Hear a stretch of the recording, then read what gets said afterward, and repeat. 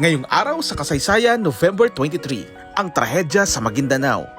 Noong November 23, 2009, naganap ang isang pinakamadilim na araw sa kasaysayan ng Pilipinas, ang Maguindanao Massacre o ang Ampatuan Massacre. Isang convoy ng mga taga-suporta at mamamahayag ang papunta sa paghahain ng kandidatura ni Ismael Magudadato sa eleksyon noong 2010. Ngunit sila'y tinambangan at walang awang pinaslang, 58 katao ang nasawi, kabilang ang 32 mamahayag. Sa ginawang to, ito ang pinakamadugong atake sa mga journalist sa buong mundo.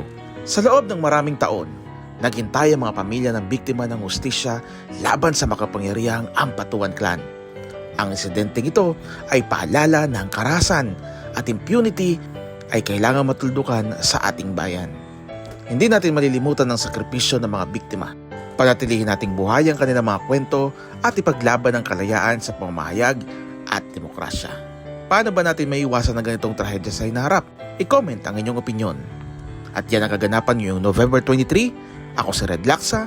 Hanggang sa muli, paalam!